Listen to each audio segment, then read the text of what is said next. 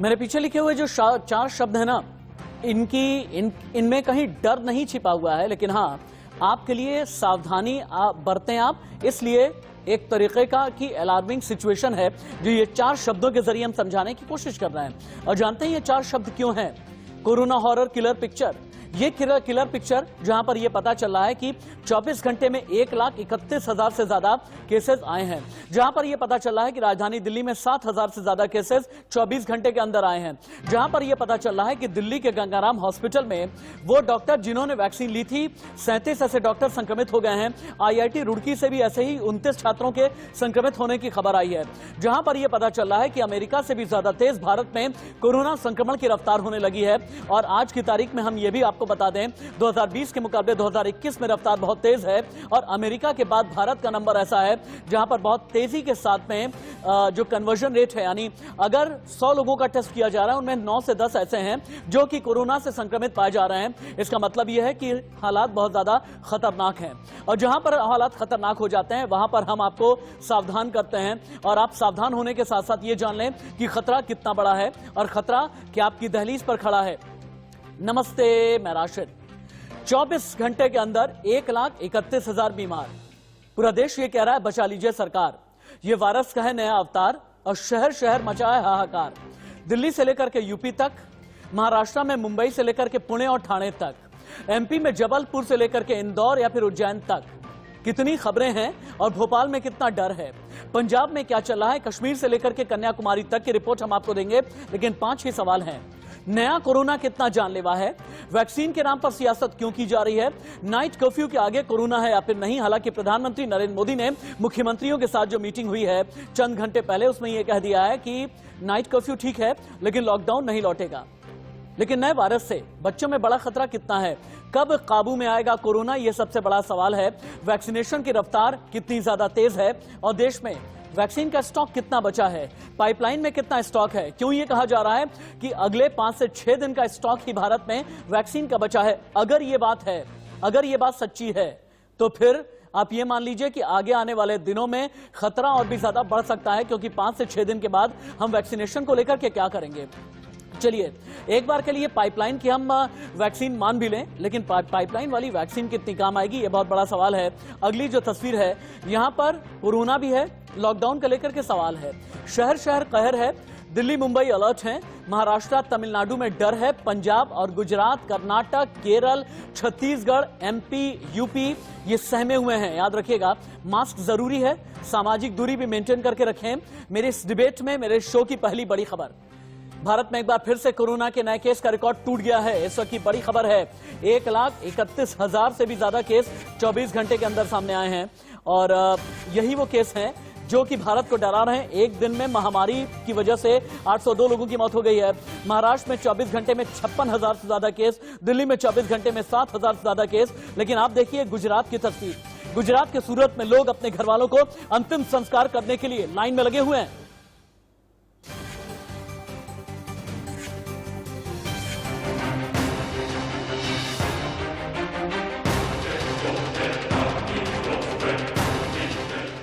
हालात इतनी जल्दी यहां तक पहुंच जाएंगे ये भला किसने सोचा था। लेकिन सूरत में हालात ये हैं कि कोरोना से जिनकी मौत हो गई उन्हें शमशान में भी आसानी से जगह नहीं मिल रही।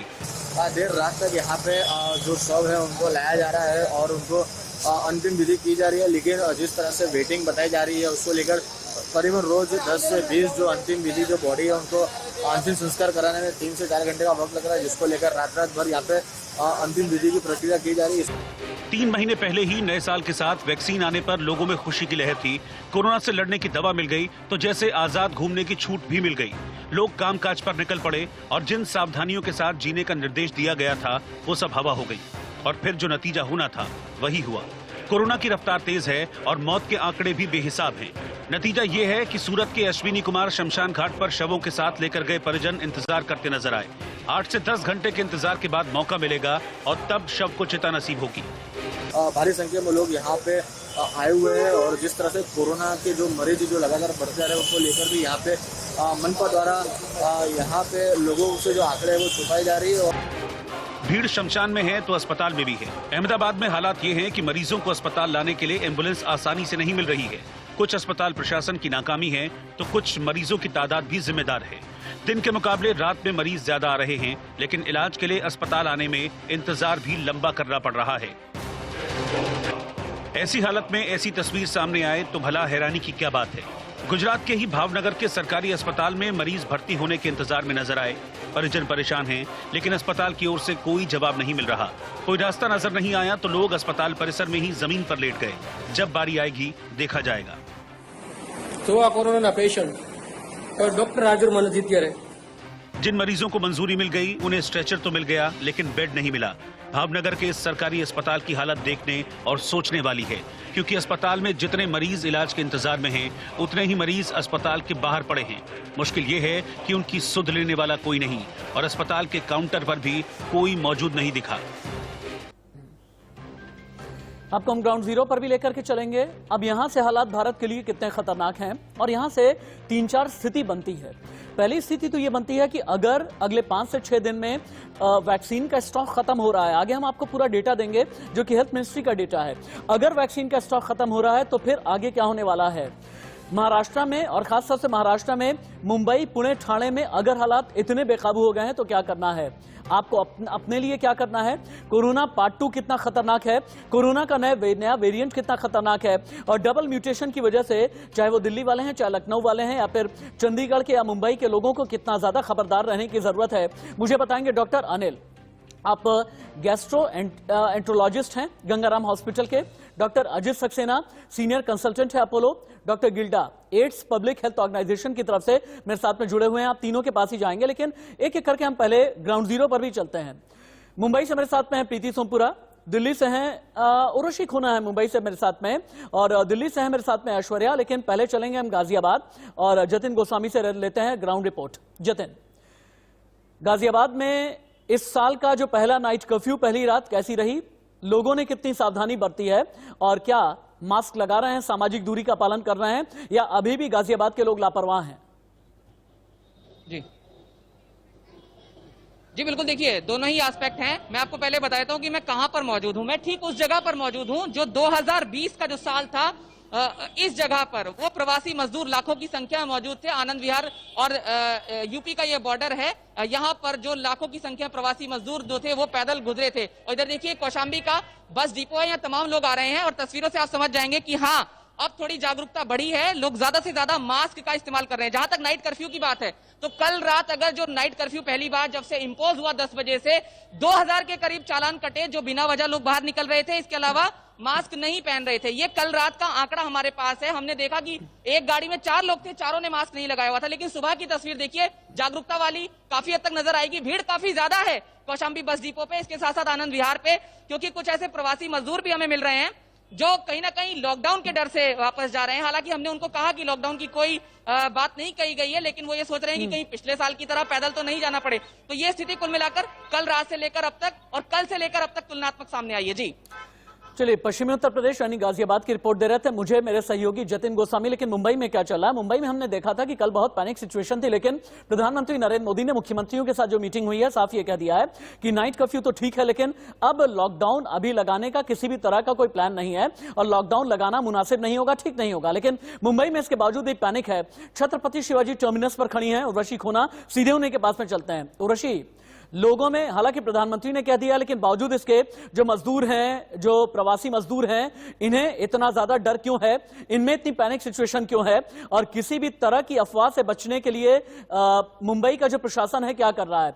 क्योंकि लोगों में एक डर सा दिखाया जा रहा है, फिर से लॉकडाउन आ जाएगा, अपने घर वापस लौट जाइए, अपने गांव वापस लौट जाइए।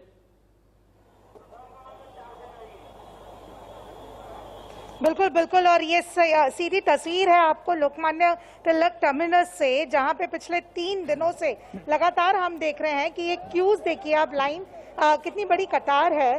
सारे लोग अपने लगेजेस को पैक कर कर घर की तरफ जा रहे हैं, अपने होम टाउन की तरफ जा रहे हैं। इन सब में कहीं ना कहीं डर है।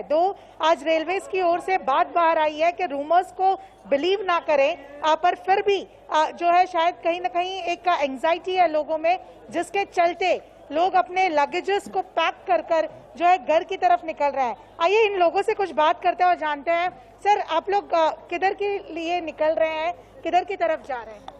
हम लोग बिहार के तरफ जा रहे हैं। मुझे ये बताएं कि लॉकडाउन के डर से जा रहे हैं आप? जी जी।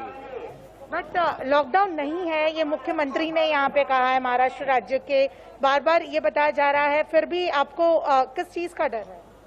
हमारे पास काम धंधा नहीं है। आप बताएं। काम धाम पूरा बंद है। हाँ बोलिए। हाँ, सबको तो यही बात है, जो काम धंधा नहीं है, जो यानी कि जो वर्क करना चाहते हैं उसका कोई काम धंधा नहीं होता है, तो क्या इधर में बैठ के टाइम पास करने से अच्छा है गाँव चल जाओ। किस चीज का कामकाज करते हैं आप? हम तो सैलून का काम करते हैं, नाई का काम करते हैं, सैलून चलाते हैं। धारावी से आए? हाँ। मुझे ये बताइए, लेबरर्स का कामकाज तो अलाउ किया है, ये जो लॉकडाउन सैलून खोलने का अलाउ नहीं दिया है। सैलून? हाँ, सैलून खोलने का अच्छा, अलाउ। आप सैलून में काम करते हैं, ओके। आप किस तरफ जा रहे हैं? आपने भी बहुत बड़ा ऐसा लगेज पैक कर दिया है? नहीं, हमारा टिकट था 9 अप्रैल का, इसके लिए हम जा रहे गाँव। पहले से ये टिकट फिक्स था? पहले बुकिंग का टिकट। सर ये बताएं, आप लोग सब किस तरफ जा रहे हैं? बस गाँव का काम नहीं चल रहा है तो खाने का नहीं है तो क्या किया जाए। इधर कुछ खाने का नहीं है तो क्या किया जाए, काम नहीं चल रहा है। ठीक है, किधर से आए हैं आप? उर्वशी आपके पास दोबारा लौट करके आते हैं। हम एक ही बात कहना चाहेंगे पूरे भारत में कि किसी भी तरह की अफवाह पर यकीन न करें। आगे बढ़े उससे पहले दिल्ली की एक बड़ी खबर आ रही है, उसके बाद ऐश्वर्या के पास में जाएंगे। दिल्ली में गंगाराम के 37 डॉक्टर पॉजिटिव हो गए हैं। सभी डॉक्टर्स ने कोरोना की वैक्सीन ली थी। IIT रुड़की में 89 छात्र कोरोना पॉजिटिव है। एम्स में OPD को बंद करने का फैसला किया गया है। एम्स में जनरल ऑपरेशन थिएटर भी अगले आदेश तक बंद किए गए हैं। ये अभी की बड़ी खबर है। सीधे ऐश्वर्या का रुख कर लेते हैं। ऐश्वर्या, दिल्ली में पिछले 24 घंटे के अंदर कोरोना के 7,437 केसेस नए सामने आए हैं। 24 घंटे के अंदर दिल्ली में 42 की मौत हुई है। नए आंकड़े सामने आने के बाद दिल्ली में एक्टिव केस की संख्या है 23,181। ये वाकई में फिक्र पैदा करने वाला आंकड़ा है, जहां पर एक्टिव केस दिल्ली में 23,181 हैं। तो इस लिहाज से दिल्ली का जो हेल्थ इंफ्रास्ट्रक्चर है कितना तैयार है? देखिए, जो पॉजिटिविटी रेट थी वो एक हफ्ते पहले 1% से 2% के बीच में थी। 8.10% पर पॉजिटिविटी रेट दिल्ली की पहुंच गई है, जो बाकी में बहुत गंभीर है। कल दिल्ली सरकार ने एक ऑर्डर जारी किया जिसमें साफ तौर पर कहा medical superintendents, directors of corona और जो भी जो आला अफसर है हॉस्पिटल्स के, वो सुनिश्चित करें कि पूरी तरीके से जो मैन पावर है वो इन अस्पतालों में रहेगी। कल एक और बड़ा फैसला दिल्ली सरकार ने लिया कि लोकमान्य तिलक अस्पताल में जो 1000 बेड्स की अभी तक संख्या थी वो 500 से बढ़ाकर 1500 कर दी जाए। GTB हॉस्पिटल में 500 से 1000 कर दी जाए और 115 प्राइवेट हॉस्पिटल्स के अंदर 50% तक कोरोना बेड्स को और ICU वेंटिलेटर्स को बढ़ाया जाए। ऑक्सीजन बेड्स को भी वहां पर लगातार 1.25 गुना तक बढ़ाया जाए। इस तरीके के कल ऑर्डर्स जारी किए और आगे के ऑर्डर्स भी दिल्ली सरकार जारी कर सकती है। तो इंफ्रास्ट्रक्चर को लेकर दिल्ली सरकार बिल्कुल सुनिश्चित है, लेकिन कहीं ना कहीं जो वैक्सीनेशन की कमी अब नजर आ रही है उसको लेकर कल अरविंद केजरीवाल ने प्रधानमंत्री को भी साफ तौर पर उस वीडियो कॉन्फ्रेंसिंग में बात कही कि जल्द से जल्द वो वैक्सीनेशन दिल्ली के अंदर लेके आए, जिससे कहीं ना कहीं वो पूरी दिल्ली को वैक्सीनेशन लगवाए। एज कैप हटाने की भी उन्होंने एक बार फिर से वकालत करी कि कहीं ना कहीं 18 से ज्यादा की उम्र के व्यक्तियों को दिल्ली के अंदर जल्द से जल्द वैक्सीनेशन लगवाई जाए, जिससे कहीं ना कहीं इतना जो बढ़ा हुआ कोरोना संक्रमण है उस पर काबू पाया जा आपके पास उर्वशी और जतिन गोस्वामी, आप तीनों ही के पास मैं ठीक 2 से 3 मिनट के बाद आऊंगा, लेकिन आप टीवी स्क्रीन पर लगातार बने हुए हैं। इससे पहले कि मैं डॉक्टर अजित सक्सेना के पास जाऊं, डॉक्टर गिल्डा के पास में जाऊं, India news medico research team ने कुछ डेटा निकाला हुआ है और कुछ रिसर्च की हुई है, और India news medico research team के लैब में आपको हम लेकर के चलते हैं, क्योंकि ये रिसर्च आपको ये बताने जा रही है कि कोरोना ने वाकई में बहुत ज्यादा डरा दिया है। क्योंकि रिकवरी रेट में पिछले कुछ दिनों में हमने देखा है कि 5.41% की गिरावट आई है। कैसे आई है अब आप ये देखें। सबसे पहले हमने कैपिंग की हुई है 31 जनवरी के और 8 अप्रैल के बीच में, 31 दिसंबर माफ कीजिएगा, 31 दिसंबर में आप ये देखें कि जो रिकवरी रेट था ये लगभग 96.06% था। रिकवरी रेट का मतलब ये होता है कि अगर 100 बीमार हैं तो इनमें से 96 ठीक हो जा रहे थे 31 दिसंबर को। 31 जनवरी रिकवरी रेट और ज्यादा अच्छा हुआ, यानी लगभग अगर 100 बीमार हो रहे हैं 97 ठीक हो रहे थे। 28 फरवरी को भी लगभग इसी तरह का आंकड़ा रहा, लेकिन 31 मार्च को जब गिरना शुरू हुआ, 31 मार्च को 93.87% रिकवरी रेट रह गया और 8 अप्रैल को यह रह गया 91.64%। और यही एक वजह है कि रिकवरी रेट में पिछले कुछ महीनों में हमने देखा 5.5 से 5.6% के आसपास की गिरावट आई है और यहीं पर यह आंकड़ा डराने लगा है। डॉक्टर अजित सक्सेना, मेरा पहला सवाल अब पैनल में आपसे होने जा रहा है। अगर भारत में ऐसी स्थिति बन गई है कि 3 से 4 महीने के अंदर रिकवरी रेट 5.41% नीचे चला गया है, तो फिर हालात कितने खतरनाक हैं। और चूंकि आप मेरे पैनल में अपोलो हॉस्पिटल को रिप्रेजेंट कर रहे हैं, आपके हॉस्पिटल में अब मरीजों की तादाद कितनी तेजी के साथ में बढ़ने लगी है, इनके सिम्टम किस तरह से बदलने लगे हैं, क्योंकि कहते हैं कि पिछले साल जो कोरोना वाले लक्षण थे इस साल एकदम अलग हैं और ज्यादातर केसेस असिम्टोमेटिक आ रहे हैं। बिल्कुल सही कह रहे हैं आप। ये जो स्ट्रेन है ये पिछले स्ट्रेन से फर्क है और इसीलिए ये म्यूटेटेड स्ट्रेन जो है वो जल्दी से एक दूसरे के ऊपर जा सकता है। हाँ। इसलिए आवश्यक है कि मास्क लगाएं। ये बात समझना बहुत जरूरी है कि ये स्ट्रेन और पहले स्ट्रेन के फर्क है। ये वाला ज्यादा विरुलेंट स्ट्रेन है, एक दूसरे से बड़ी जल्दी चला जाता है और यही नहीं ये खतरनाक भी है क्योंकि ये सीधे लंग्स पे अटैक करता है, हार्ट पे अटैक करता है और इसलिए परेशानियां बढ़ती जा रही हैं। जहां तक अपोलो का सवाल है, हमारे बेड सारे फुल हैं इस समय और कोशिश ये की जा रही है कि कहीं से एक्स्ट्रा बेड्स लगा के करके लोगों को राहत दी जाए। ठीक है, परंतु हफ्ते भर में ये चेंज आ गया है। जी, इंडिया न्यूज यहां पर यह भी बताना चाहेगा कि वैक्सीनेशन को लेकर के ये वैक्सीन का स्टॉक खत्म होने वाली जो जानकारी है ये कितनी सच्ची है। वैक्सीन का स्टॉक अगर खत्म हो गया है तो आपके राज्य का आंकड़ा क्या कहता है, याद रखिएगा। ठीक 10 मिनट के बाद में इंडिया न्यूज बड़ा खुलासा करने जा रहा है। इससे पहले कि मैं डॉक्टर गिल्डा के पास में चलूं, एक बार फिर से आपको मेडिको रिसर्च लैब में लेकर के चलते हैं, जहां पर कुछ और भी चीजें आप देखेंगे कि 3 हफ्ते में केसेस बढ़े हैं 276%। 3 हफ्ते में मौत का आंकड़ा कितना बढ़ा है और केस कितने बढ़े हैं अब आप देखें। 1 से 7 अप्रैल केस थे लगभग 6,23,000, मौत का आंकड़ा था 3,464। 25 से 31 मार्च केस 3,74,000 और मौत का आंकड़ा 1,977। 18 से 24 मार्च केस 2,73,000, मौत का आंकड़ा 1,320। 11 से 17 मार्च केस 1,65,000 और मौत का आंकड़ा 907। अब यहां से बदलते हैं और अगली एक और बड़ी खबर आपको दिखाते हैं। महाराष्ट्र में कोरोना संक्रमण तेजी से नए पीक की ओर बढ़ने लगा है।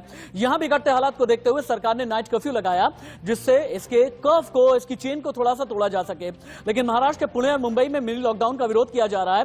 पुणे में व्यापारी विरोध पर उतरे हैं, सरकार के मिनी लॉकडाउन का विरोध कर रहे हैं। वहीं मुंबई में होटल व्यापारी विरोध प्रदर्शन कर रहे हैं। व्यापारियों का कहना है उनका धंधा चौपट हो रहा है। सीधे उर्वशी का रुख कर लेते हैं। उर्वशी, व्यापारियों का ये विरोध आखिरकार क्यों है? इनकी जिंदगी बचाने के लिए ही तो मिनी लॉकडाउन लगाया गया है, इनकी जिंदगी बचाने के लिए ही तो नाइट कर्फ्यू लगाया गया है। उर्वशी,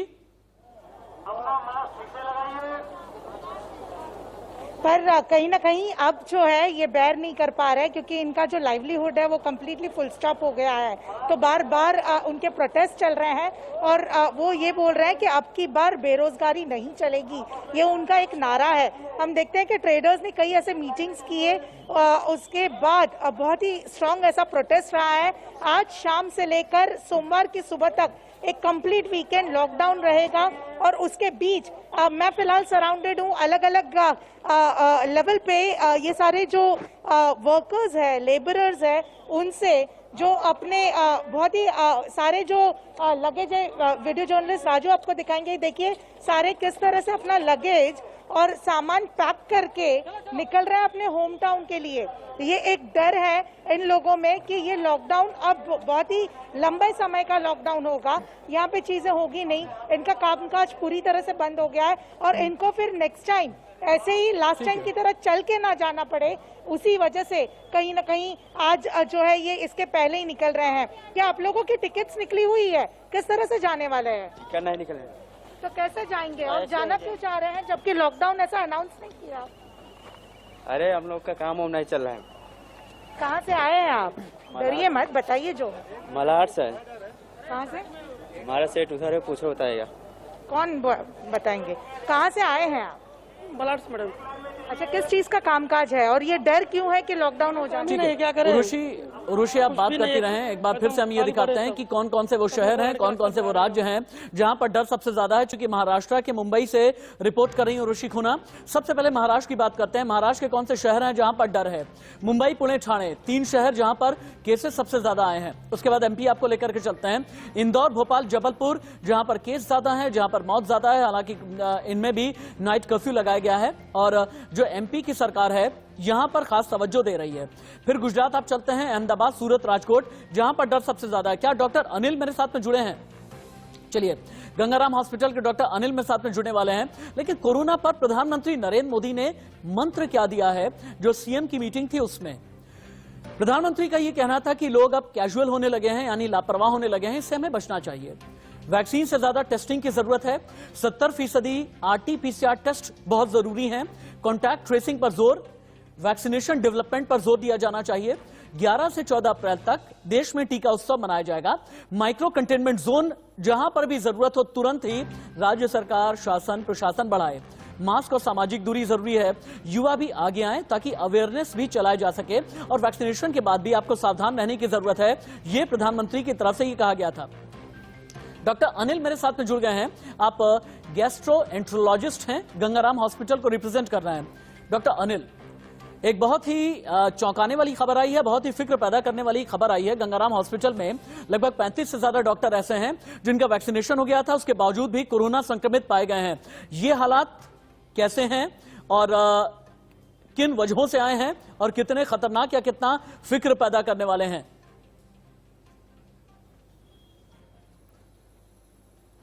हेलो डॉक्टर अनिल, आप मुझे सुन पा रहे हैं? आप मेरे को सुन पा रहे हैं? जी जी, आपको सुन पा रहा हूं। मैं जानना यह चाहता हूं कि वैक्सीनेशन के बावजूद भी 37 डॉक्टर ऐसे हैं दिल्ली के गंगाराम हॉस्पिटल में जो दोबारा से बीमार पड़ गए। वायरस की आई है जी, ये काफी इंफेक्शियस है, बट ज्यादातर फ्रंट लाइन वर्कर्स दिल्ली में वैक्सीनेटेड हैं। तो जो लोगों को पहले इन्फेक्शन हो चुका है उनको इन्फेक्शन होने के चांसेस बहुत कम है। तो जिनको पहले नहीं हुआ और जिन्होंने वैक्सीन लगाई भी है तो उनको इन्फेक्शन हो रहा है। बट अगर आपको इन्फेक्शन हो चुका है और आपने वैक्सीन लगाई हुई है तो उसकी जो सीवियरिटी है डिजीज की, नीड फॉर हॉस्पिटलाइजेशन और कॉम्प्लिकेशन बहुत कम है। तो मेजॉरिटी जिनको गंगाराम हॉस्पिटल में इन्फेक्शन हुआ है उनको माइल्ड इन्फेक्शन है, ज्यादातर को होम क्वारंटाइन है और किसी को कॉम्प्लिकेशन नहीं है। तो इसलिए सारे फ्रंटलाइन वर्कर्स को जैसे गवर्नमेंट की पॉलिसी थी कि पहले वैक्सीनेट कर दें, that is a good policy and we are sticking to that. तो कोई ऐसे कॉम्प्लिकेशन नहीं है। सिर्फ ये गंगाराम हॉस्पिटल की बात नहीं है, IIT रुड़की में भी 85 चूंकि आप गंगाराम हॉस्पिटल को ही रिप्रेजेंट कर रहे हैं मेरे पैनल में, जानना ये चाहता हूं मैं, कई लोग ऐसे हैं जो वैक्सीन को लेकर के भ्रम पैदा करते हैं, कई लोग ऐसे हैं जो वैक्सीन को लेकर के र्यूमर मॉन्गर्स बने हुए हैं, उन्हें आप क्या जवाब देना चाहेंगे? उनका ये कहना है ये जो 37 डॉक्टर कोरोना पॉजिटिव हुए हैं ये वैक्सीनेट हो चुके थे।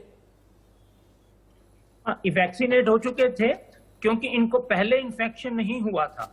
चांसेस कि अगर आपको पहले एक बार कोविड इन्फेक्शन हो गया दैट गिव्स यू 100% प्रोटेक्शन। ठीक है। सेकंड जो वैक्सीनेशन है, यू मस्ट अंडरस्टैंड, इसकी लिमिटेड एफिकेसी है, not all people will be protected.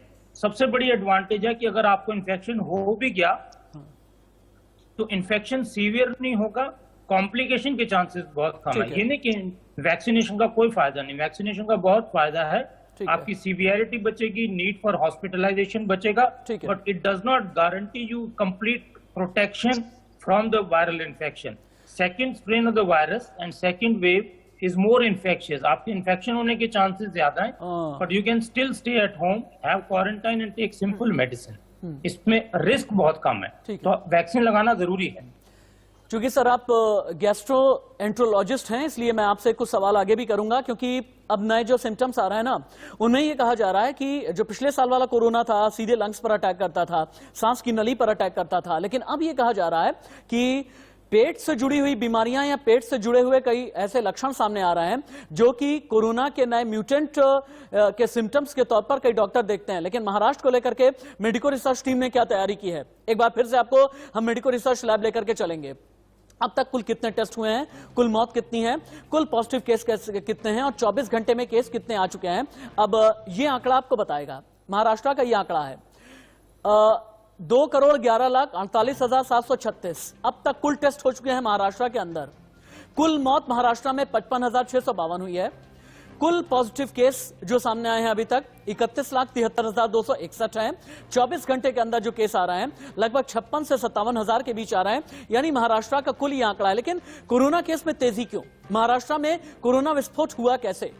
Virus mutate हो रहा है, नए वेरिएंट सामने आए हैं, यूके ब्राजील के स्ट्रेन गंभीर हैं, नए स्ट्रेन तेजी के साथ में फैले हैं। 18 राज्यों में कोरोना के खतरनाक वेरिएंट्स मिले हैं। महाराष्ट्र में डबल म्यूटेंट स्ट्रेन सबसे खतरनाक है। महाराष्ट्र के वायरस में 2 जगह पर बदलाव हुए हैं। महाराष्ट्र वाले वायरस में ट्रांसमिशन क्षमता बढ़ी है। मास्क, सोशल डिस्टेंसिंग, सैनिटाइजर कम किए गए हैं और यही एक वजह है, ये कुल मिला जुला करके वजह हैं जिस वजह से महाराष्ट्र में कोरोना बम फूटा है, जिस वजह से मुंबई में कोरोना विस्फोट हुआ है, पुणे और ठाणे में केसेस बढ़े हैं। डॉक्टर गिल्डा के पास में हम चलते हैं। डॉक्टर गिल्डा, क्या हमारी जो वैक्सीन है ये हाइब्रिड कोरोना के खिलाफ भी लड़ाई लड़ लेती है? क्या हमारी जो वैक्सीन है कोरोना के डबल म्यूटेशन के खिलाफ भी तैयार है, या फिर अभी वैक्सीन में भी जो मॉडिफिकेशंस हो रहे हैं, वैक्सीन में भी जो डेवलपमेंट हो रहे हैं, कुछ और भी नए टीके आने वाले हैं, वो ज्यादा कारगर होंगे? आपने इतने ज्यादा सवाल खड़े कर दिए कि बहुत कम समय में इतने सब सवालों का जवाब देना बड़ा मुश्किल है। लेकिन एक याद रखिए, नए म्यूटेंट के खिलाफ भी वैक्सीन काम कर रहा है। वैक्सीन के होते हुए भी सेकंड सर्ज ऐसे ही चलेगा, क्योंकि वैक्सीन की वजह से सेकंड सर्ज में कोई रुकावट नहीं आएगी, थर्ड सर्ज में रुकावट आएगी। लोगों को क्या लगता है कि यहाँ पे सुई लग गई तो कल प्रोटेक्शन मिल गया, सुई लगने के बाद, दूसरी सुई लगने के बाद 2 हफ्ते से प्रोटेक्शन मिलता है। इसका मतलब वैक्सीन के 2.5-3 महीने बाद इसका प्रभाव आएगा। दूसरी बात यह है कि जो ग्राफ ऊपर जा रहा है ये महाराष्ट्र में नहीं जा रहा है, पूरे इंडिया में जा रहा है। हमारे लोग समझ नहीं पा रहे, महाराष्ट्र के आंकड़े बड़े दिख रहे हैं, लेकिन परसेंटेज जो प्रमाण में महाराष्ट्र में बढ़ रहा है, पिछले 25 दिन में महाराष्ट्र में 4 गुना केसेस बढ़े हैं और पिछले 25 दिन में यूपी में और बिहार में 50 गुना और 40 गुना केस बढ़े, 40 गुना 50 गुना, 5000% ज्यादा। जो समझ नहीं रहे कि 10 मार्च को बिहार में 44 केसेस थे, कल 2000 केसेस थे। 10 मार्च को यूपी में 121 केसेस थे, कल 6000, 7000, 8000 केसेस है कल। तो यू कैन इमेजिन कि सब जगह बढ़ रहा है। ये एक फ्लाइट के जैसे, फ्लाइट में टेक ऑफ को टाइम कम लगता है और लैंडिंग को टाइम ज्यादा लगता है। ठीक है, तो हम टेक ऑफ में पीक पे आए नहीं है, पीक कब आएगा पता नहीं, तो जल्दी आएगा महाराष्ट्र में, तो का पीक चलते रहेगा इंडिया में। ठीक है, ठीक है डॉक्टर साहब, आगे बढ़ते हुए मैं हेडलाइंस लूं, लेकिन उससे पहले यह जानना जरूरी है कि कोरोना ने देश को कंफ्यूज कितना कर दिया है। अमेरिका के बाद भारत में ये कंफ्यूजन पैदा करने वाला कोरोना के लक्षण क्यों इतने ज्यादा आ रहे हैं? क्या है ना, ज्यादातर नए केसों में लक्षण है ही नहीं, कुछ केस में माइल्ड से मॉडरेट लक्षण हैं, कुछ केस में इन्फेक्शन की गंभीरता दिखी है और गंभीर बीमारी वालों में इन्फेक्शन घातक है। कहीं लक्षण है, कहीं पर किसी भी तरह का कोई लक्षण नहीं है। लेकिन केंद्रीय स्वास्थ्य मंत्रालय को आखिरकार ये क्यों कहना पड़ा कि देश में 5.5 दिन की ही वैक्सीन बची है? महाराष्ट्र में, यूपी में, गुजरात में, ओडिशा में, एमपी में वैक्सीनेशन कितने लोगों का हो सकता है? वैक्सीन का स्टॉक आखिरकार क्यों खत्म हो गया है? पाइपलाइन में जितनी डोज है या फिर बफर जितनी भी डोज है वो कितनी है? क्या वाकई में आपके शहर के लिए वैक्सीन का स्टॉक खत्म हो गया है या महज ये अफवाह है? सच कितना है? बहुत बड़ा खुलासा हम करने जा रहे हैं आगे, लेकिन उससे पहले headlines. Corona horror killer picture इस वक्त की बड़ी खबर कोरोना वैक्सीन पर बहुत बड़ी खबर है। सिर्फ 5 दिन के लिए बचा है वैक्सीन का स्टॉक। स्वास्थ्य मंत्रालय के डेटा से यह बड़ी जानकारी मिली है। आंध्र बिहार में 2 दिन से भी कम का स्टॉक बचा है। महाराष्ट्र ने पहले ही वैक्सीन कम होने का दावा किया था। यह बहुत बड़ी खबर है, कई मायनों में खास है। India news medico research team ने कुछ रिसर्च निकाली है आपके लिए, कुछ आंकड़े हैं, कुछ डेटा है जो आपकी जिंदगी से सरोकार रखता है। क्या आपके लिए वैक्सीन देश में बची है? आपके राज्य में वैक्सीन का क्या हाल है? आपके जिले में वैक्सीन मीटर क्या कहता है? लेकर के चलते हैं आपको मेडिको रिसर्च लैब। कैसे जीतेंगे कोरोना से जंग? 5.5 दिन के बाद वैक्सीन का स्टॉक खत्म, क्यों हम ये कह रहे हैं? देखिए, हेल्थ मिनिस्ट्री का एक डेटा है। डेटा ये कहता है कि 5.5 दिन की वैक्सीन देश में बची है। आंध्र प्रदेश, बिहार में तो 2 दिन से भी कम का वैक्सीन का स्टॉक है। ओडिशा जैसे राज्य में बड़ी मुश्किल से 4 दिन का स्टॉक है। अप्रैल में रोजाना वैक्सीनेशन की दर 3.6 मिलियन डोज रही। इस हिसाब से वैक्सीन का टोटल स्टॉक कितना बनता है? 19.6 मिलियन डोज का। 19.6 मिलियन डोज अगले 5.5 दिन तक ही चल पाएगा। पाइपलाइन में मौजूद डोज से 1 और हफ्ता चलेगा काम, यानी अगर आप ये कहें कि 12 से 13 दिन ज्यादा से ज्यादा अगर वैक्सीन का प्रोडक्शन नहीं हुआ तो। इसीलिए हम ये कह रहे हैं। और दिल्ली में गंगाराम के 37 डॉक्टर पॉजिटिव हो गए हैं। सभी डॉक्टर्स ने कोरोना की वैक्सीन ली थी। IIT रुड़की में 89 छात्र कोरोना पॉजिटिव हैं। एम्स में OPD को बंद करने का फैसला किया गया है। लेकिन हाँ, जैसा मैं स्टॉक की बात कर रहा था, वैक्सीन स्टॉक की मैं बात कर रहा था, तो ऐसे में देश के अलग अलग राज्यों के 5 जो हेल्थ मिनिस्टर हैं वैक्सीन स्टॉक को लेकर के किस तरह की शिकायत कर रहे हैं, एक बार देखिए। दिल्ली में वैक्सीनेशन ठीक चल रहा है। कुछ वैक्सीन कल मिली है हमारे को, और वैक्सीनेशन की अभी हमारे पास 4-5 दिन का स्टॉक है। तो हमारे को मिलके लड़ना चाहिए। अब केंद्र सरकार आरोप लगा रही है कि दिल्ली के अंदर हेल्थ केयर वर्कर्स की वैक्सीनेशन कम हुई। अब कहने को तो हम भी कह सकते हैं कि केंद्र सरकार के जो हॉस्पिटल्स हैं उन्हीं में कम हुई, उसकी वजह से कम हुआ। वहां तो 30% हुई है, 40% हुई है, तो उसकी वजह से सारी परसेंटेज कम हुई ना। दुर्भाग्यजनक बयान है।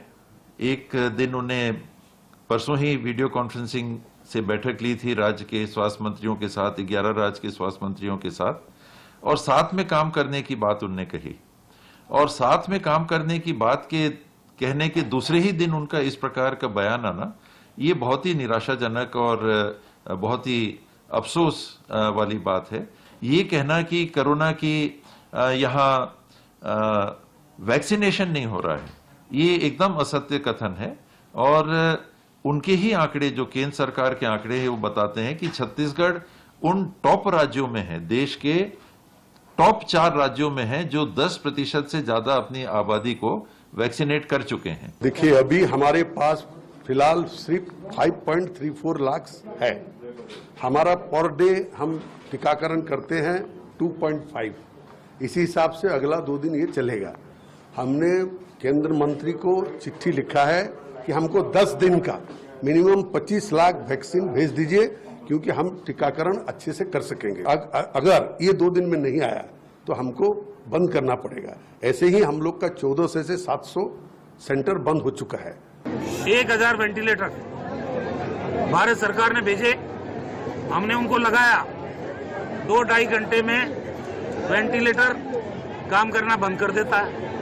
जब मुख्यमंत्री जी ने रिव्यू मीटिंग की और ये वेंटिलेटर्स के बंद होने का इश्यू आया सामने, तब ये कहा गया कि भारत सरकार को ये जो कमी है इन वेंटिलेटर्स में, उसके बारे में अवगत कराया जाए। हमने अवगत करा दिया, इसमें कोई राजनीति नहीं है। अगर वेंटिलेटर आपने भेजा है, हमने आपको धन्यवाद दिया है, लेकिन वेंटिलेटर अगर खराब आएगा, हम लोगों की जिंदगी कैसे बचाएंगे भाई? अब हम तो सौतेले बेटे हैं, तो स्वाभाविक है कि अपना बेटा को और सौतेला बेटा को जो है किस तरीके से प्यार किया जाता है परिवार में, तो सब जानते हैं। तो हम कहने को तो फेडरल गवर्नमेंट के पार्ट हैं, लेकिन हम लोगों को जिस तरीके से कोविड के कार्यकाल में जिस तरीके से हमारे राज्य की उपेक्षा की गई है, तो वो तो निश्चित तौर पर यही हम कह पाएंगे कि भाई हमारा जो है ये ट्राइबल और बैकवर्ड कमजोर वर्ग का राज है, लेकिन हमारे साथ सौतेला व्यवहार किया गया है और ऊंट के मुंह में जीरा वाली कहावत को चरितार्थ किया गया है। इंडिया न्यूज संवाददाता ऐश्वर्या के पास में हम चलते हैं सीधे, क्योंकि देश में वैक्सीन के स्टॉक और पाइपलाइन वाले स्टॉक को लेकर के यही बात कही जा रही है। ऐश्वर्या, हेल्थ मिनिस्ट्री का डेटा है, ये कहता है कि अगले 5.5 दिन के लिए ही देश में वैक्सीन बची है। आंध्र प्रदेश, बिहार में 2 दिन से भी कम का स्टॉक है। ओडिशा जैसे राज्य में बड़ी मुश्किल से 4 दिन का स्टॉक बचा हुआ है। दिल्ली को लेकर के क्या खबर है, आप ये बताएं। और हाँ, चूंकि आप दिल्ली में मौजूद हैं, ये जो स्टॉक वैक्सीन का खत्म होता चला जा रहा है, इसे लेकर के केंद्र सरकार आगे क्या क्या कदम उठाने वाली है?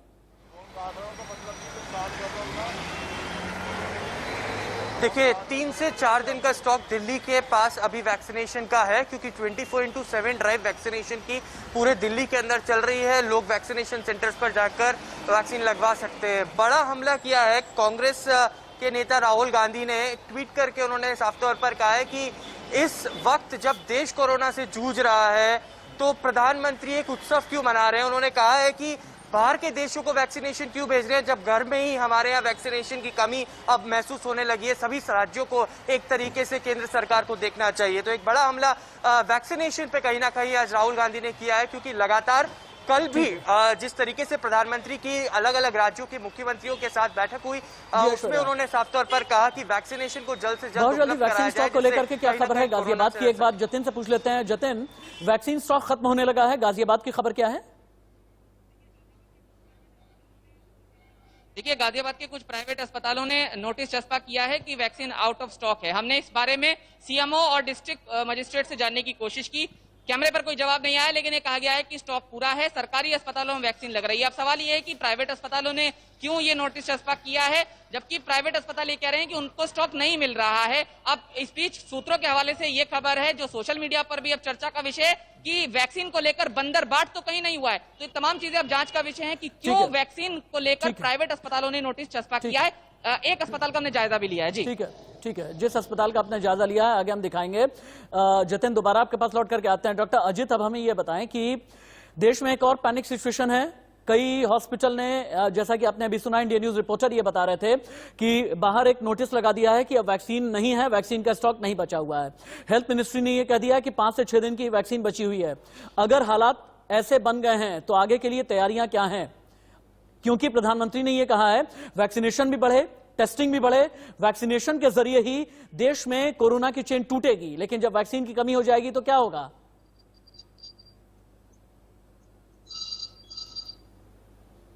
डॉक्टर अजित। हाँ, देखिए, पहले तो हम सब लोग ये कह रहे हैं कि सरकार कह रही है कि वैक्सीन 5 दिन बचा है, सरकार कुछ नहीं कर रही, लेकिन हम लोग अपना कार्य भी तो नहीं कर रहे। जो वैक्सीन वेस्ट जा रही है, जो वैक्सीन मतलब किसी को भी नहीं लग पा रही, उस पर थोड़ा ध्यान दें। जी ठीक है डॉक्टर साहब, एक और चीज दिखानी बहुत जरूरी है। एक हमारे हाथ में एक रिसर्च लगी, कोरोना से भारत में गरीबी बढ़ गई। हैरान रह गए ना आप? ये रिसर्च है प्यू रिसर्च सेंटर की। देखें आप, प्यू रिसर्च सेंटर, इस रिपोर्ट में बहुत बड़ा दावा किया गया है। कहां ये गया? कोरोना के चलते 2020 में भारत में 7.5 करोड़ गरीब बढ़े हैं।